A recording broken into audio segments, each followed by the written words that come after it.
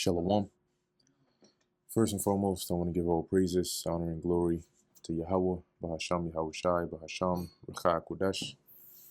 Double honors to the elders and the apostles of Great Millstone, and peace and blessings to the elect. And today we're going to go into the book of 1 Samuel, the second chapter, continuing from the first chapter, right, ending off with the Lord hearing Hannah's prayer and blessing her with with Samuel, whom she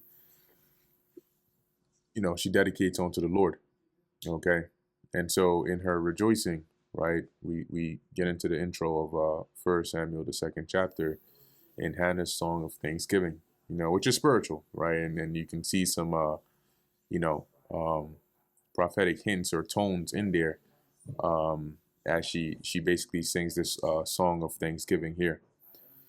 So this is 1 Samuel chapter 2, verse 1. And Hannah prayed and said, or I guess I should say the prayer. But it says, and Hannah prayed and said, my heart rejoiceth in the Lord Yahweh. Mine horn is exalted in the Lord Yahweh. Okay, which usually a horn is symbolizes like power or strength. And here Hannah is rejoicing in that the Lord has strengthened her in the faces of her adversary, which would have been Peninnah, who constantly provoked her.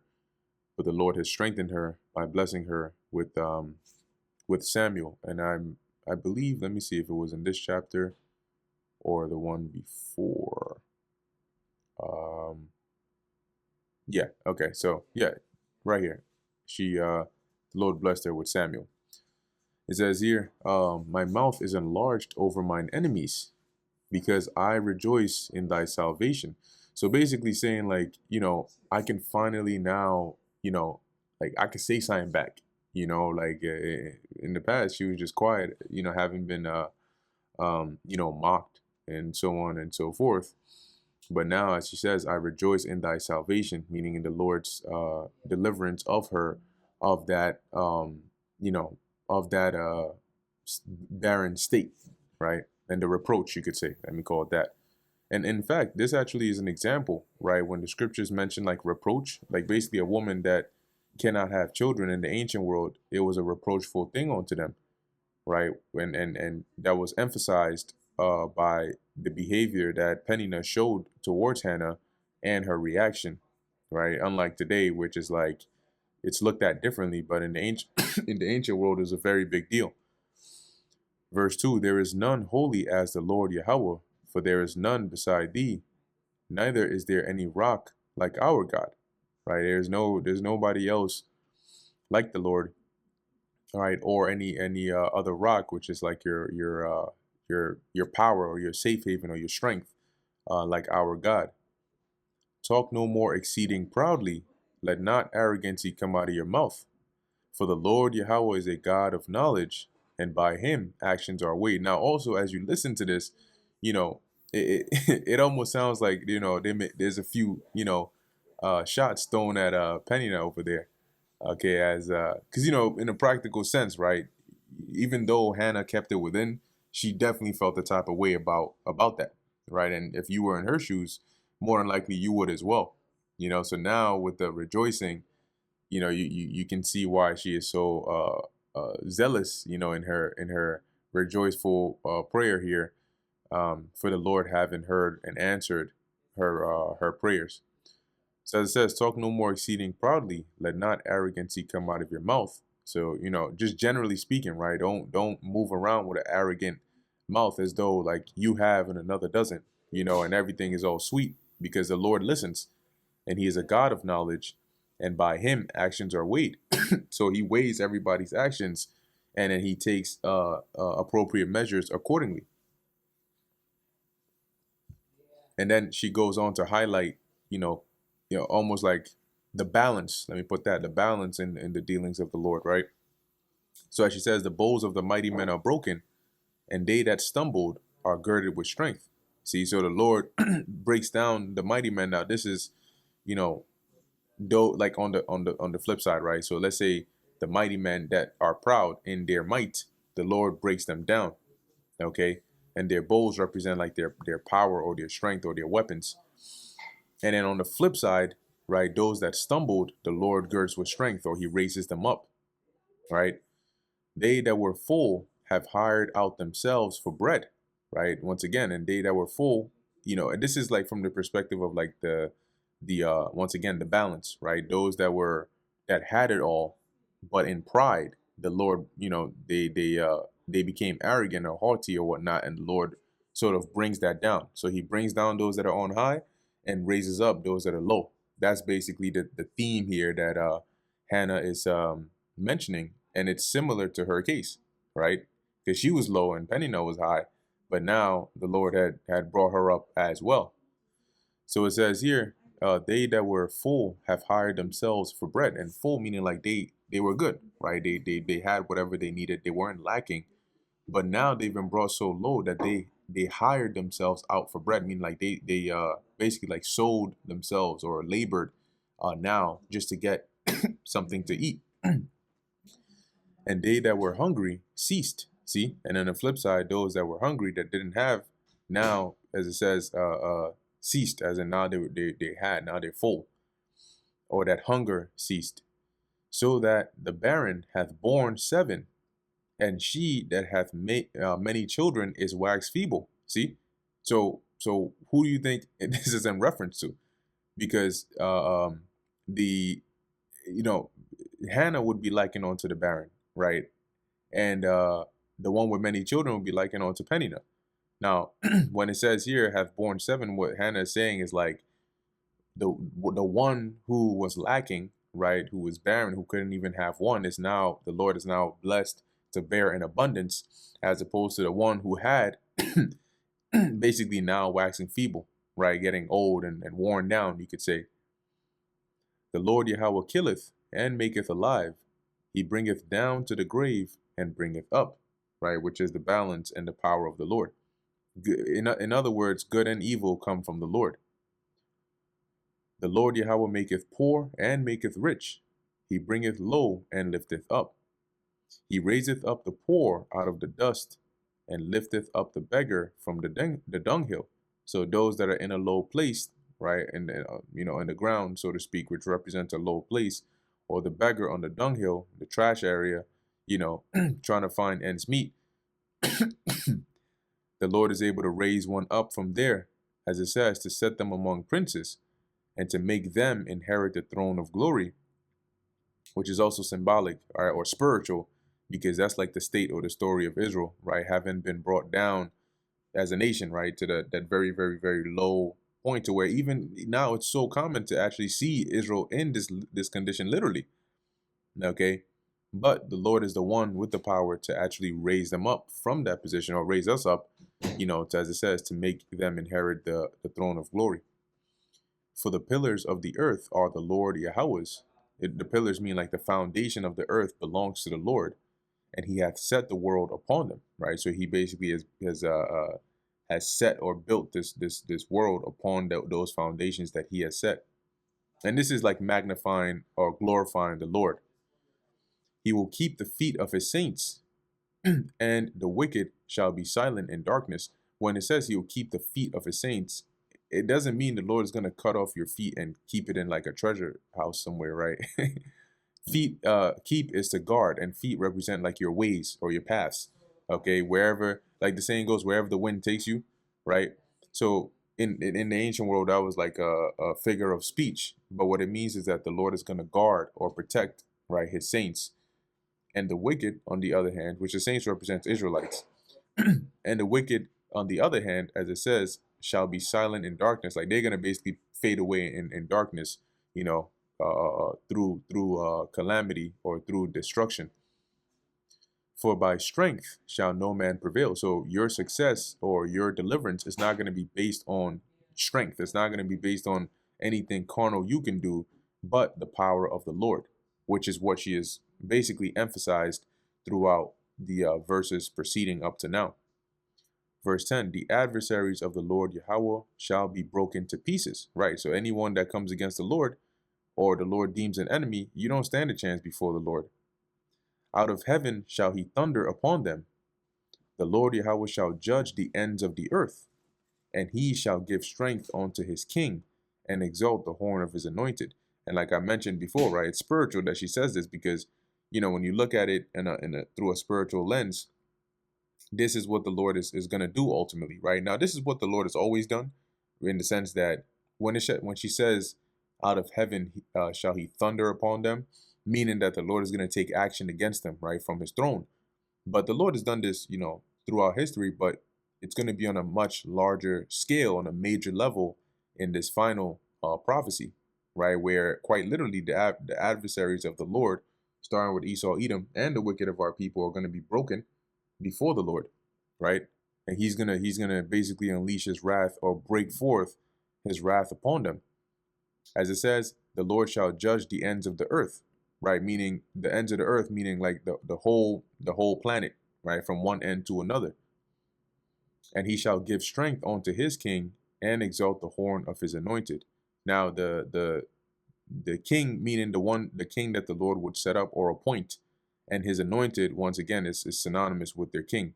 Because when you look at the for a king to become a king, they had to be anointed, right? In our sense, right? Same with Saul, David, Solomon, they were all anointed. So here, when it mentions exalting the horn of his anointed, is basically raising or giving power to those the Lord would anoint to be king or to lead his people, right? And in the spiritual sense, we know who the ultimate king of Israel that the Lord has strengthened and raised up is, right? Being Yahushua.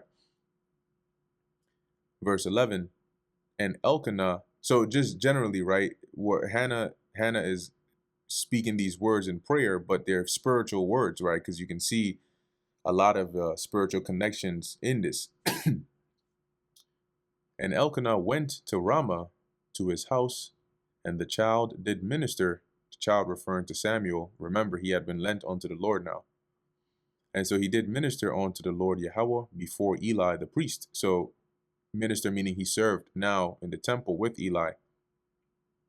Now the sons of Eli were sons of Belial, right? Meaning they were like scoundrels, right? They were lowlives. They knew not the Lord, so they didn't fear the Lord, right? Or respect Yahweh Ba'ashem Yahushai. But they were priests by inheritance.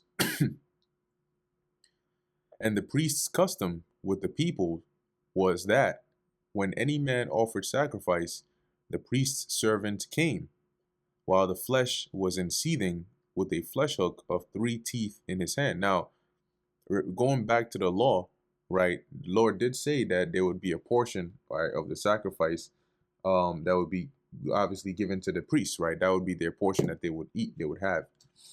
And depending on the kind of sacrifice it would be a different part, and so on. But with the sons of Eli, basically what they did in that sense, in knowing that, they took advantage of it, to where they were like not respecting the offering or the sacrifice of the Lord, and just doing whatever they want and abusing their role. So that's, as it says, there was their custom that whenever somebody brought a sacrifice, they would send their servant, and while the animal was seething, right, or cooking or boiling, they would have a flesh hook, which is like a giant fork almost, as it says, of 3 teeth in his hand, meaning it had like, a fork. Your typical fork has like what, four or so, little sharp pointy ends. So this is like a super giant fork with like 3 instead of 4. So the servant will come with this, and he struck it into the pan or kettle or cauldron or pot. All that the flesh hook brought up, the priest took for himself. So he basically would strike the flesh hook in there and pull whatever piece he got, that's what the priest would take. And you left with whatever else is there. So they did in Shiloh unto all the Israelites that came thither. Also, before they burnt the fat, the priest's servant came and said to the man that sacrificed, Give flesh to roast for the priest, for he will not have sodden flesh of thee, but raw. In essence, when you go through the ordinance of the sacrifice, the fat of the animal was burnt as a savor unto the Lord. It was the Lord's portion. And that would be first, right? That like the Lord always gets his portion first.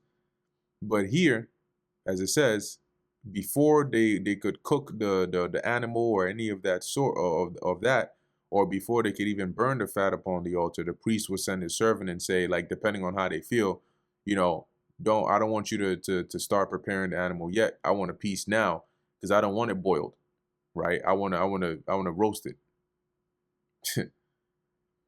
And if any man said unto him, let them not fail to burn the fat presently. So at least let them offer the fat unto the Lord. Let them, because that kind of defeats the purpose, right? So let them finish that part, that ordinance, that offering, and then you can take as much as you want, right? Then take as much as thy soul desireth. Then he would answer him, and this would the servant's response would be, nay, but thou shalt give it me now, and if not, I will take it by force. So nope, I don't want to hear that. I want the part that I want now, and if you don't give it to me, I'm gonna just take it by force, which is wicked as hell. Wherefore the sin of the young men was very great before the Lord Yahweh, for men abhorred the offering of the Lord.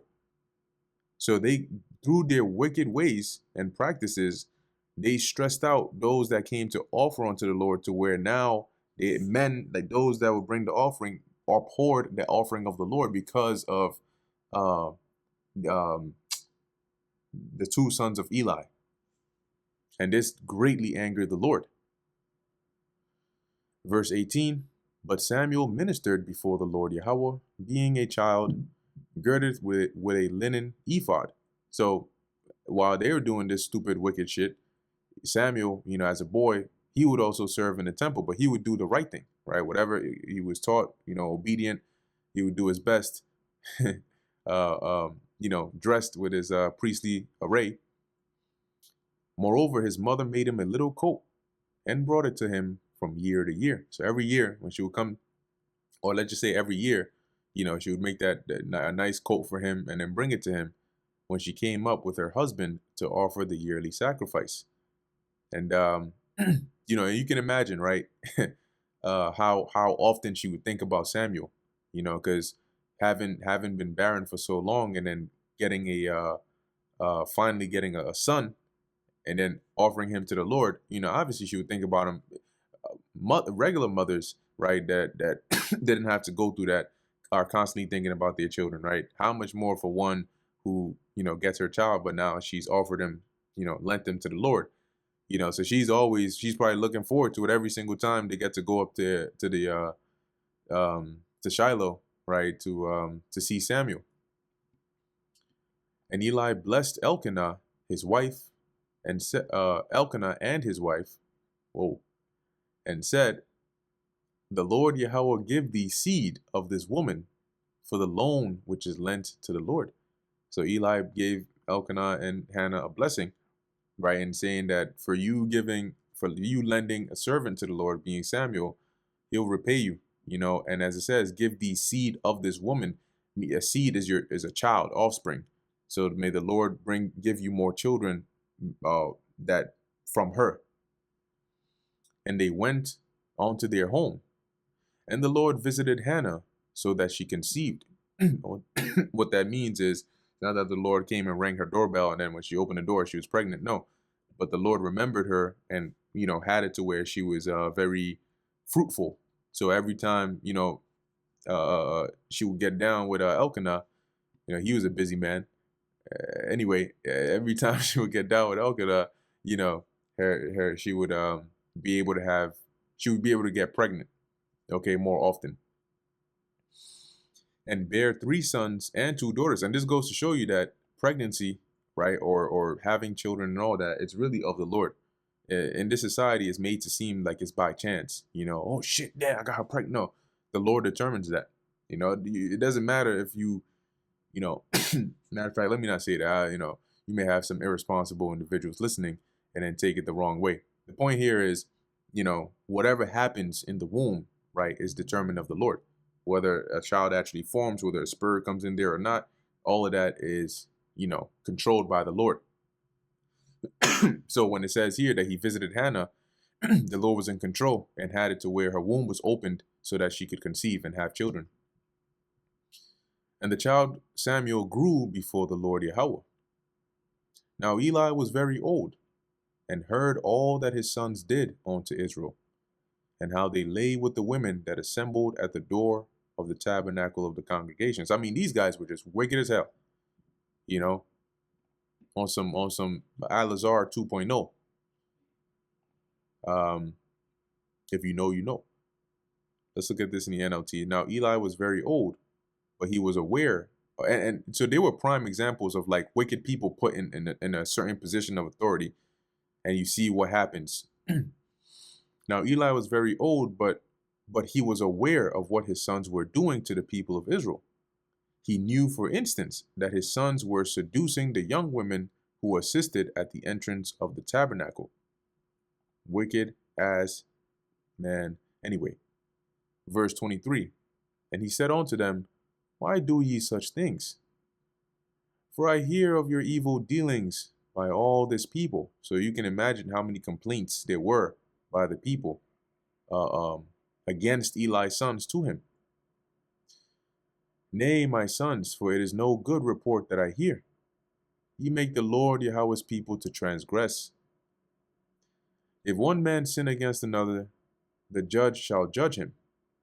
But if a man sin against the Lord Yahweh, who shall entreat for him?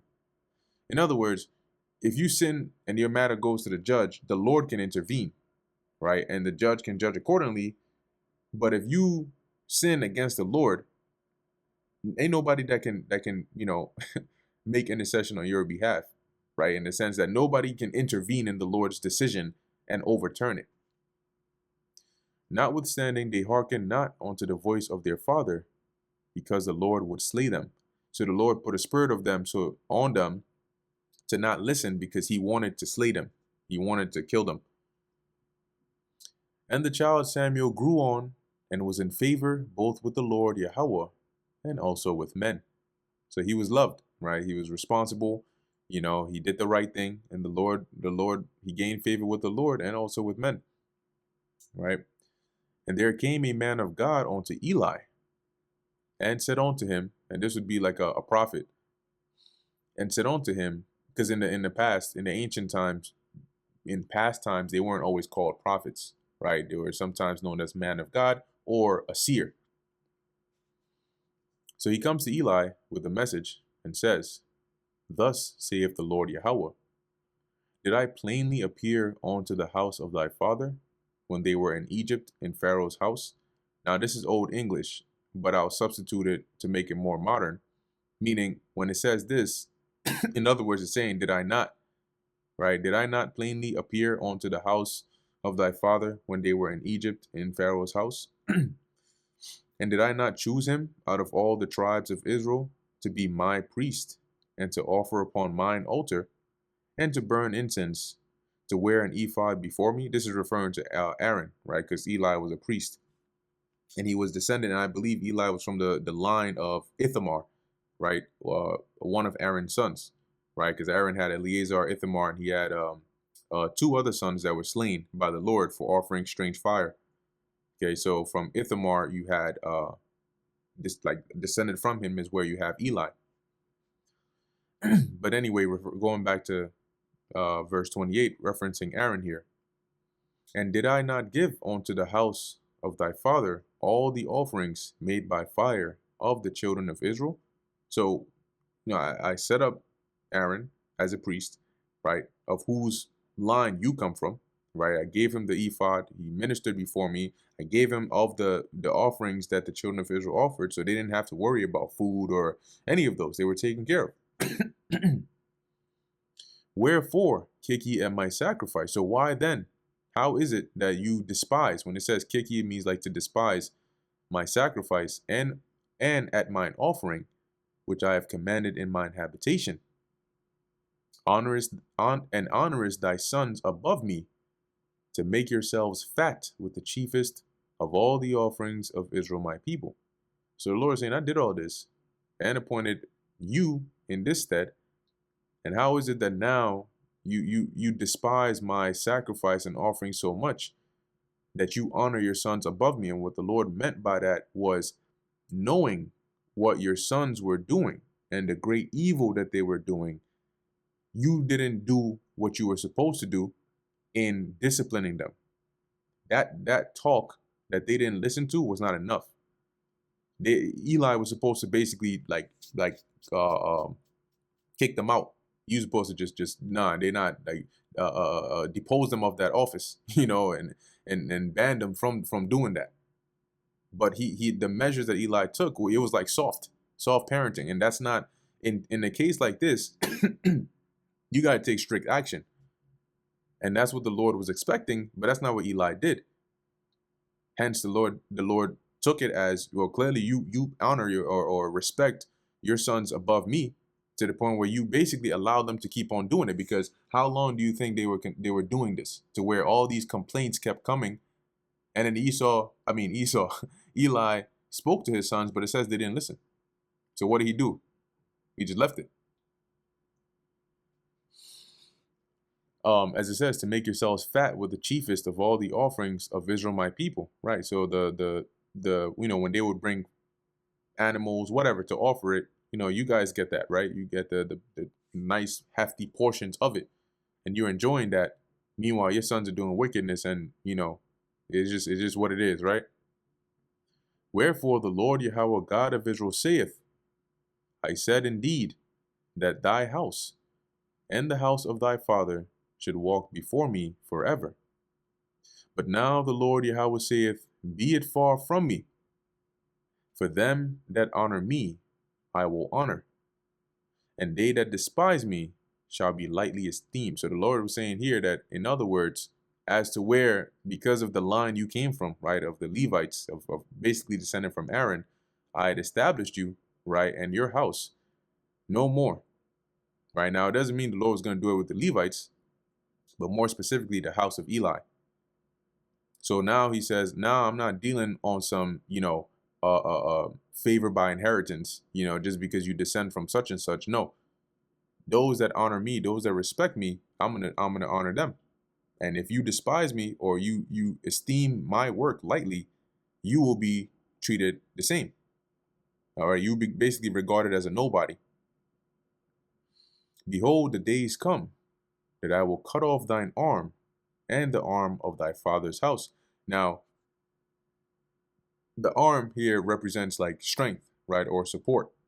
And so the Lord said he would cut off the arm, basically, of Eli and his house, and his father's house, meaning he would weaken the house of Eli and bring them low. And that there shall not be an old man in thine house, meaning of your household, of your descendants, they wouldn't live to old age. And this was basically a like you could say like a curse or a judgment that the Lord brought upon Eli and his house, his household, his descendants, for this transgression that wasn't addressed. And thou shalt see an enemy in my habitation, in all the wealth which God shall give Israel. Now, when you go into the word enemy here, it's one of the definitions is like difficulty, straits, distress.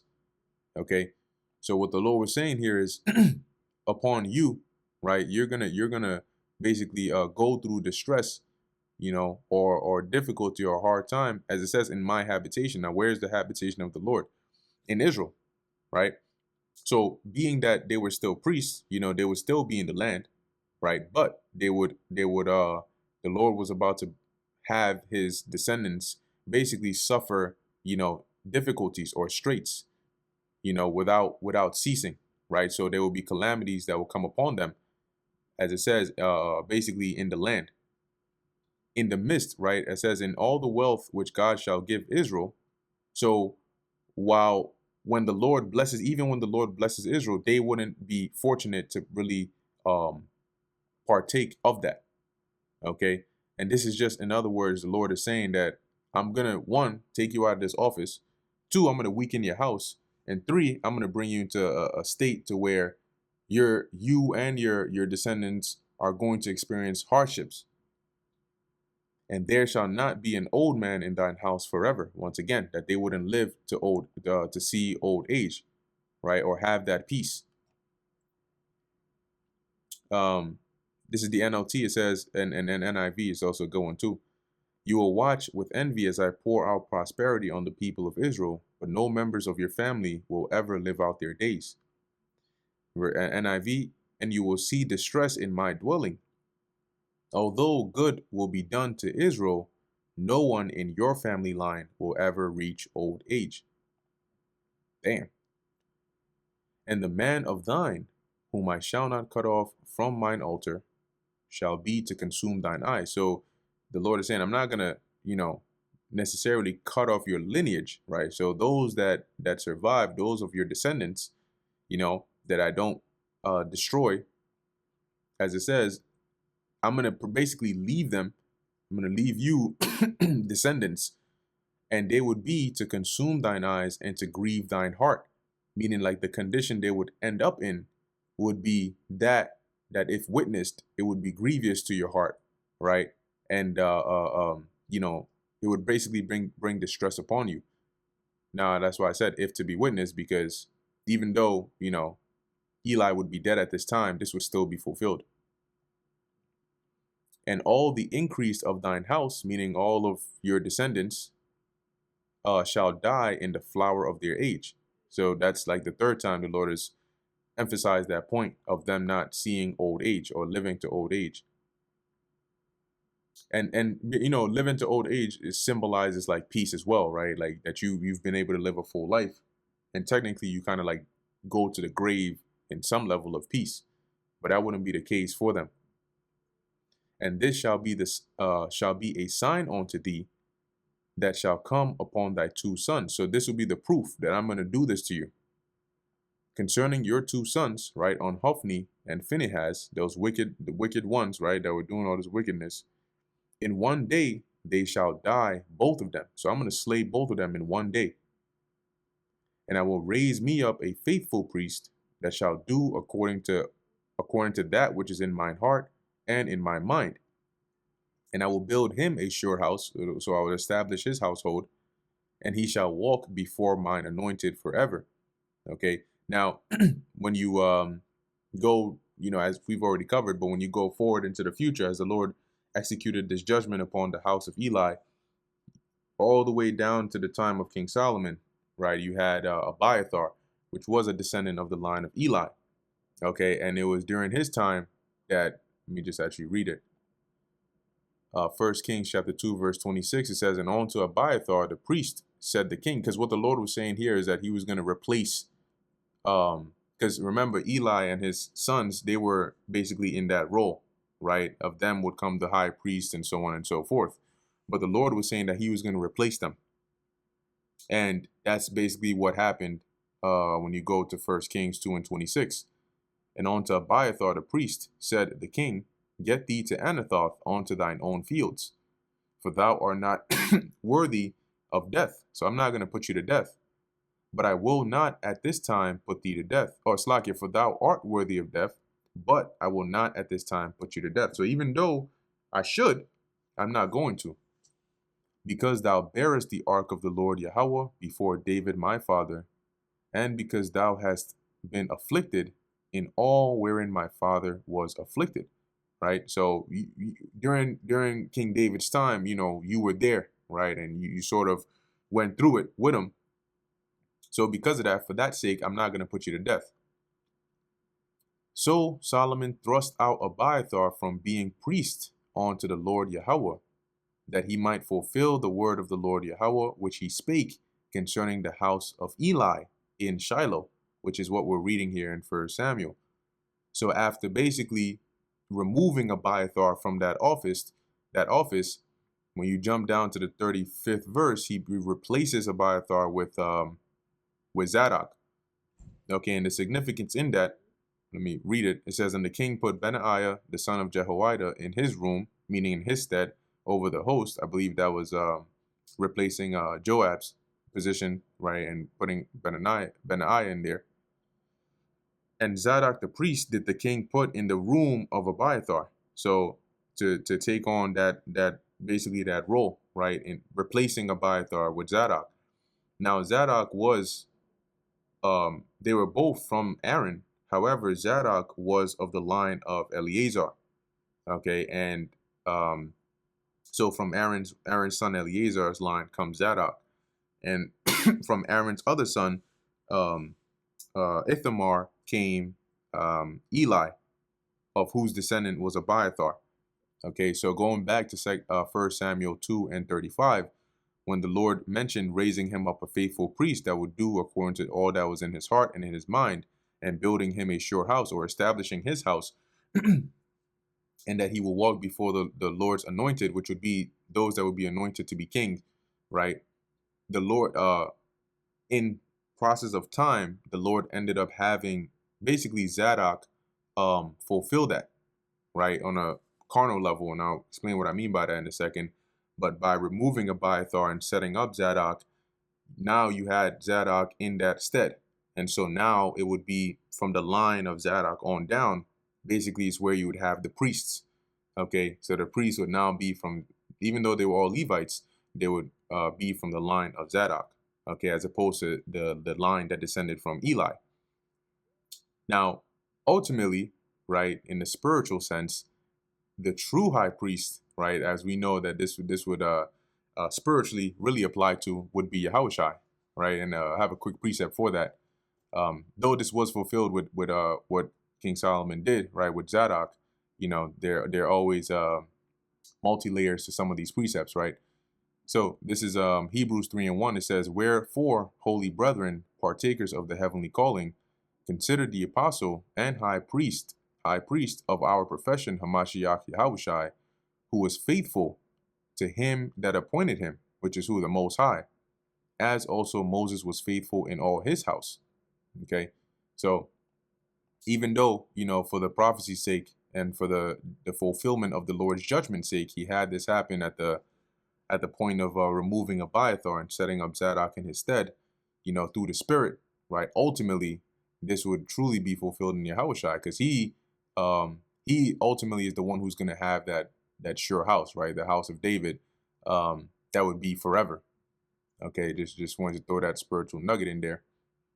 But just once again, on the carnal sense, that was fulfilled in First Kings, as it tells you in the 27th verse, right? First Kings 2 and 7, 2 and 27, that when Solomon did this, he fulfilled basically the word that the Lord spake unto Eli.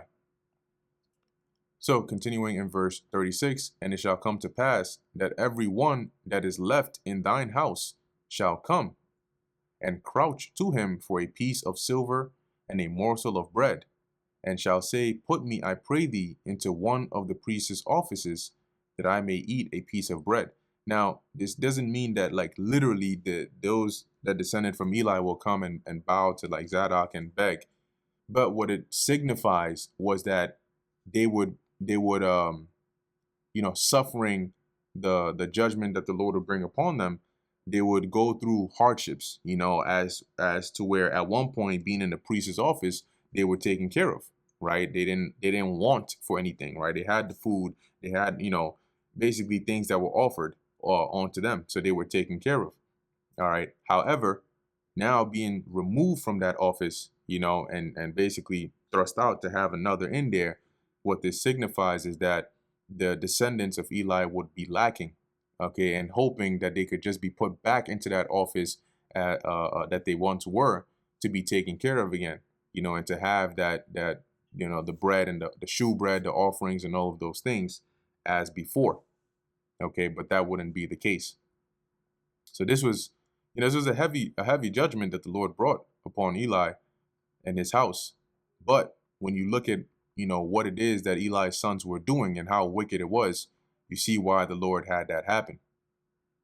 So with that, that's the end of 1 Samuel, the 2nd chapter. Lord willing, this is edifying to the elect. In closing, I want to give all praises, honor, and glory to Yahweh, Bahasham Yahushai, Bahasham, Recha Kodash. And until next time, Shalom.